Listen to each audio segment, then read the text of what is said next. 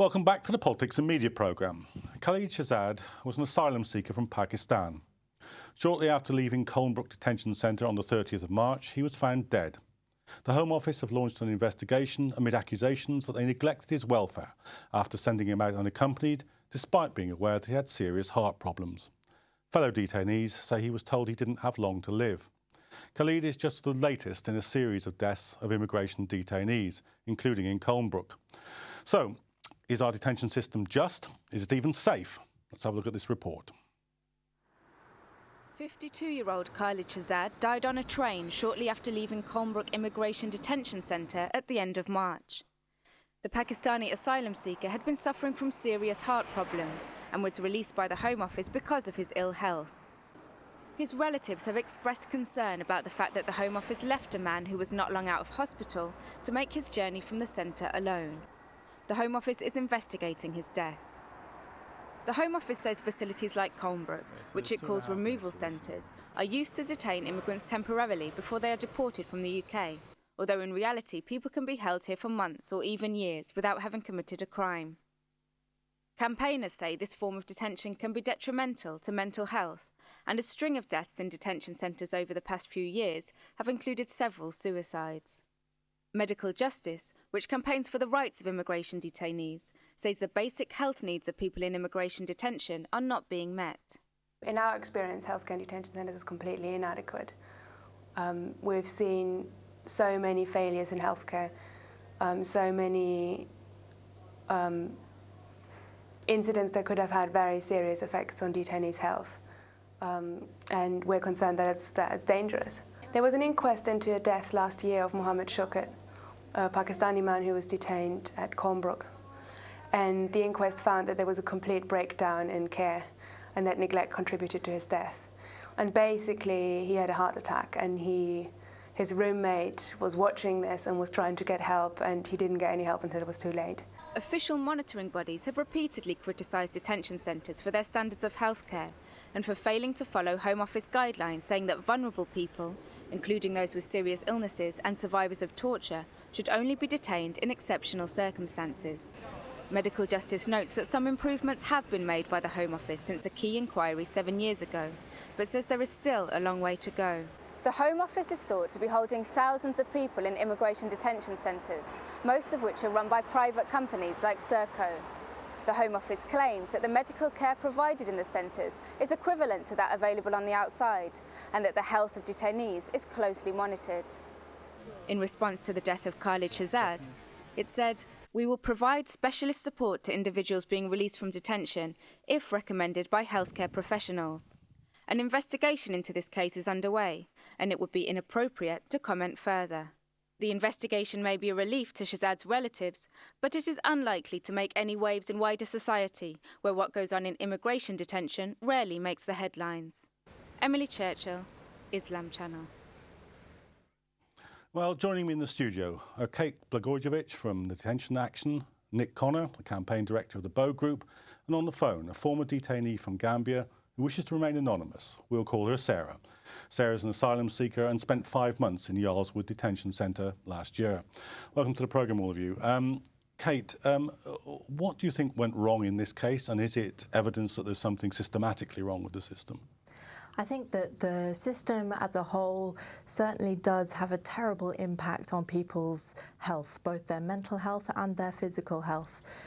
What we see is that thousands of people are held in detention across the UK in high security, prison-like settings with no time limit whatsoever. This causes huge amounts of stress. On top of that, people going through very stressful asylum claims, and the process is very long and arduous and very, very difficult.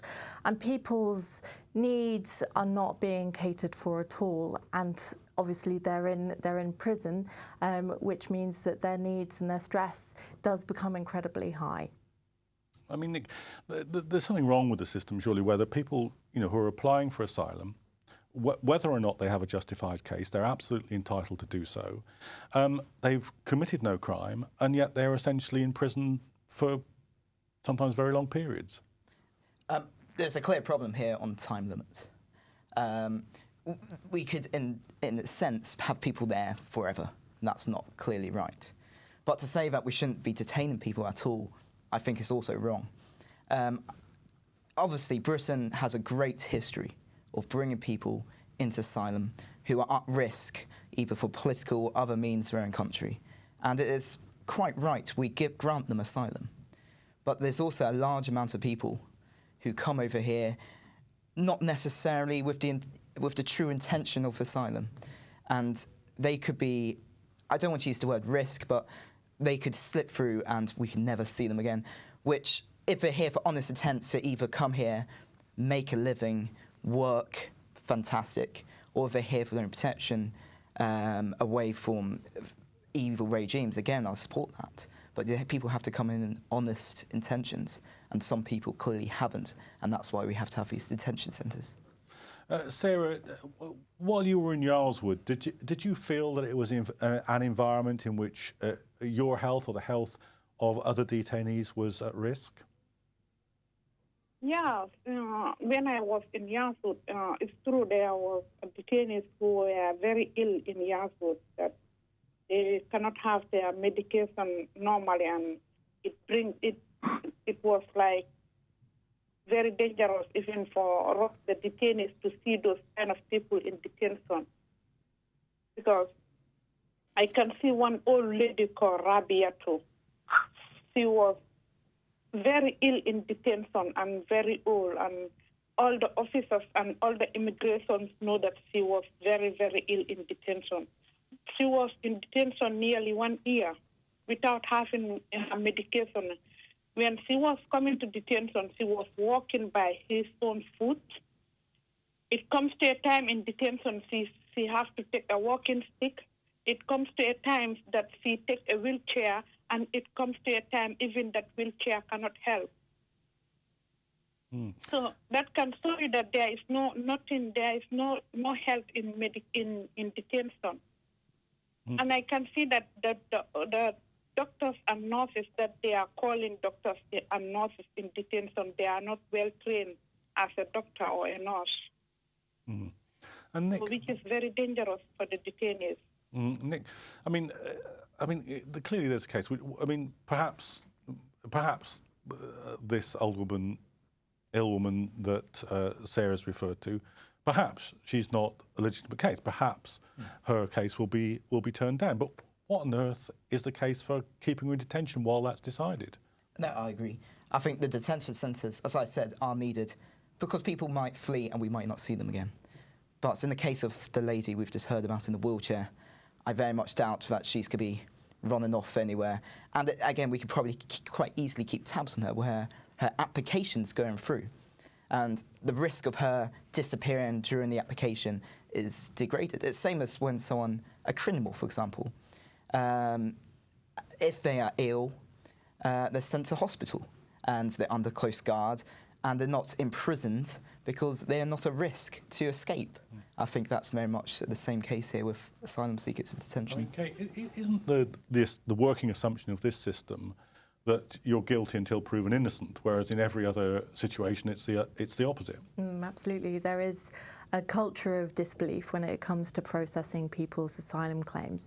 That is particularly striking when you look at the fact that people are immediately detained as soon as they claim asylum at the airport in some cases. And so where after a few brief questions about where you've come from and what your dad's name is and your profession, that immigration official will decide that your case is incredibly straightforward and that you can be detained immediately and your entire asylum claim can be heard while you are in detention. And therefore you are losing your right to liberty on the basis of claiming asylum in this country. And that is not, a continuation of the great history of protection that Britain can offer. And I think that certainly if we look at that system has a 99% refusal rate. And it's not hard to see why so many people are refused, given the fact that you are in prison, you are given your solicitor off a rota, you meet them about 15 minutes before your very long and arduous asylum claim interview is heard, and you have 3 days to appeal. And it's not possible to get the evidence that you need translated or sent from Afghanistan or Iran in those 3 days. So your appeal is obviously overturned as well. And at that point, you can then be deported. And where the Home Office is saying that there are safeguards against people vulnerable people, for example, being in detention, those safeguards are simply not well serving of this system. There are many people who are in detention who have been trafficked or tortured. They're on this very draconian system called the detained fast track, which is the one that I just described, where you're imprisoned while your asylum claim is heard. And simply there aren't the safeguards that allow people to be fairly heard and their cases fairly heard within the system as it is at the moment. And what we need seriously to do is work towards alternatives to detention that are based on fairness and not on this system of force, where detention is a system of force and then you are forcibly deported from the country. Mm. I mean, Sarah, it was the case, wasn't it, that you were immediately detained on applying for asylum?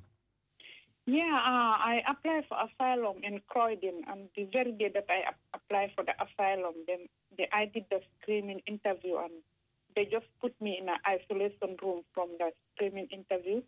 So I was there up to like 9 o'clock at night. So I went to Croydon like 12 o'clock to seek asylum. Then they get hold of me there up to 9 o'clock, and they told me that we are taking you to detention. I asked them, why are you taking me to detention? They said that, yeah, we have to take you there maybe for 3 days and investigate how your case is going to be. So after that 3 days, anything can happen. I say, okay, all right. Then they took me to detention. But even the torturing starts even before you get into detention, because when they take you into that van, it will take you like 5 hours before you get into Yazoo. When you get into Yazoo, before they show you your own room, you will be sitting at that waiting room for more than 3 or 4 hours. So that means for the whole 2 days, you are sitting and waiting without not anything that you know that you are waiting for. Then they take me to Croydon, to Yazoo on the 2nd of February. On the 3rd of February, they called me and said to me, they called me in the legal office. So I went to the legal office and they just asked me, did you have a solicitor? I said, no, I did not have a solicitor. The solicitor I talked to is a private solicitor and I cannot afford to pay. They said, okay, then you are going to have your interview tomorrow. That's how I get my interview without having any solicitor. Mm. They put me into fast track. And then in total you were detained for 5 months, yes? Yeah, I was detained for 5 months, yeah. I mean, Nic, it's hard to see what the possible justification for this system can be. There is an assumption of guilt that's completely contrary to the normal legal processes in this country. The length of time of detention, if there were ever a case of justice delayed is justice denied, this must be one of them. I mean, there is something systemically wrong with this, isn't there? There's I think the latest figures are just short of 20,000 people per year claim asylum in the UK. Britain has, as I said, there's a great history of us accepting people who are fleeing countries. But there's a lot of people, as I said, who are not genuine. Now, you're saying the presumption of guilty. I would hope it's not a prison, and I think in this case it is. I think there's a lot of things which have gone wrong with UK immigration. I think things have begun to change. They're being directly under control now of the Home Secretary, where before they weren't. The Inspector General has more enforced powers. So I think, things need to change, and you're right. I think the time frame of how long it takes people, because we don't want to see people detained. I hate that word because it goes against all my sort of beliefs, being someone who believes in sort of conservatism, to detain people without trial. This should be a very short process in areas, which I think most countries have. Historically, America had sort of Ellis Island. So there has to be a frame of process, and to be honest, to weasel out the people who are coming here with fake intentions.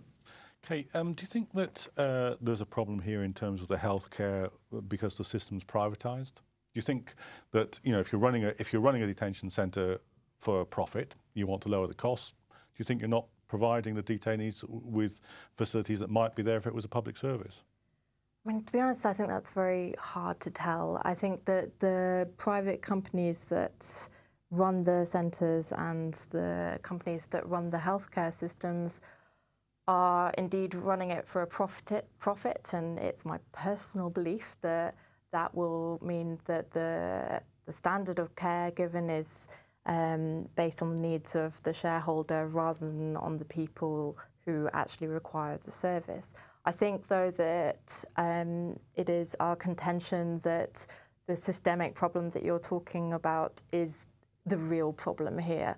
I think that the centres run by the public sector or the private sector slightly misses the point, because actually it's the fact that people are detained, and unfortunately they're not actually being used in any way for the sort of purposes that Nic's talking about.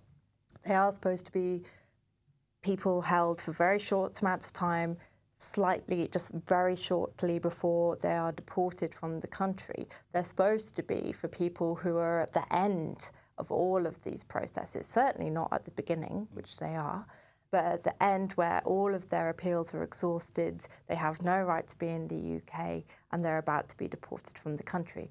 But that's not who is actually in these centres currently. There are a wide range of people in these centres for a very large number of reasons and for a very, very long time in some cases. Do you have any sense or other statistics about what the average length of time that people are being held is? It's quite hard to say because the government doesn't keep good statistics, and that's something that we're always asking for.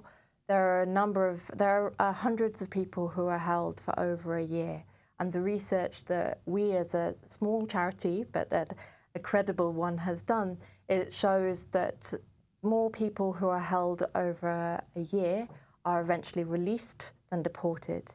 And given that it costs around £50,000 per year for one detainee, that's an awful lot of money we're wasting on detaining people in high security settings for a year and then simply letting them go rather than hearing their cases in the community and getting justice. I mean, Nic, it's a pretty damning statistic that at the end of this process, more people are actually prove out to be genuine than not.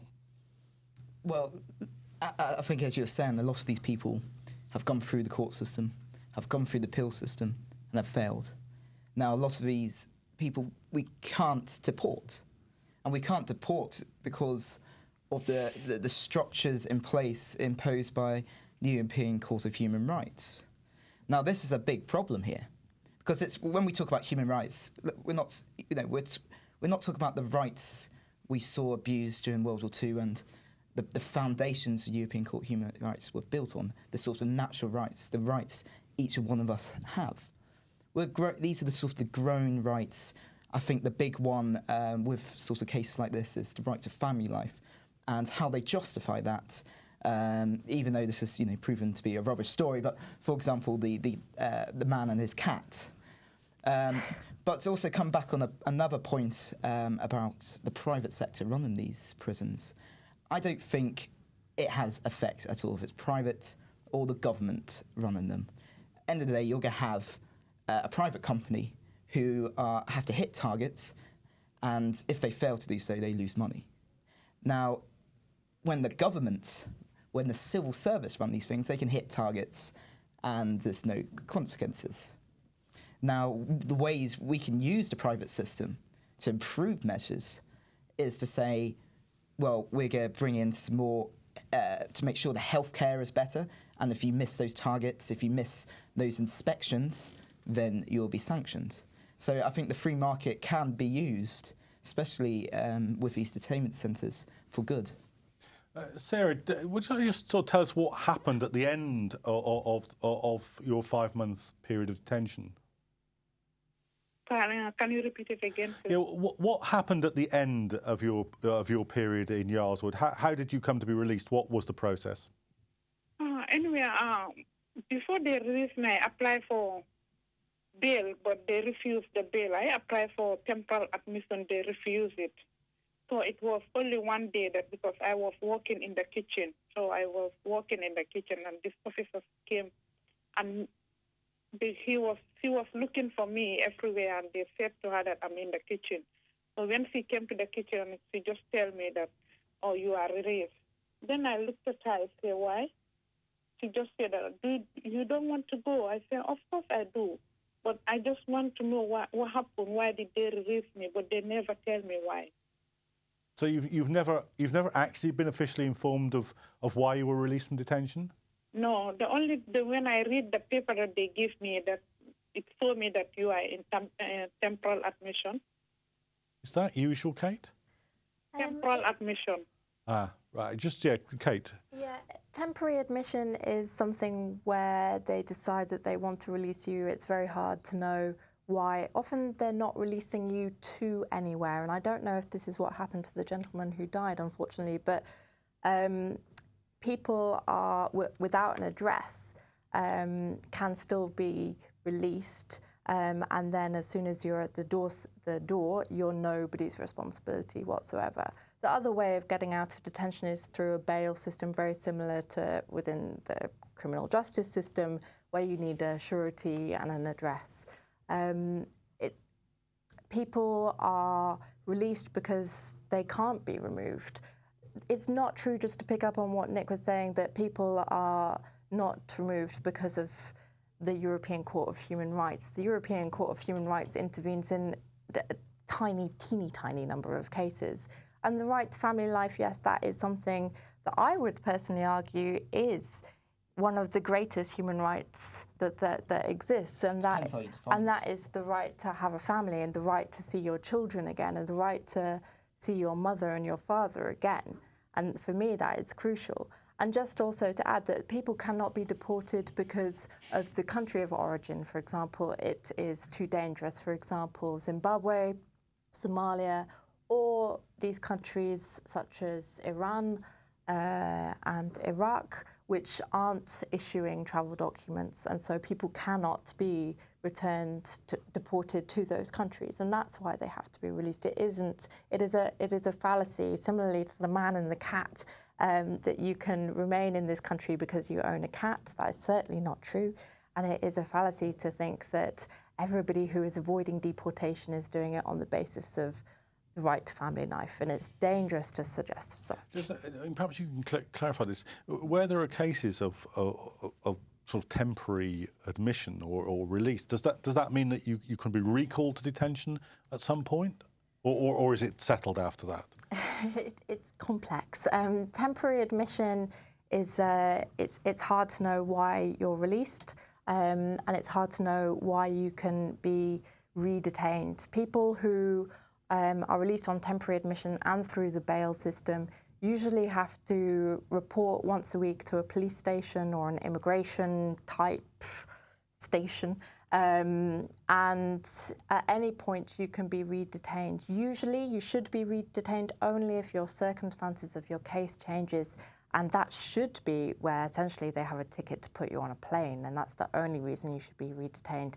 That often doesn't happen at all.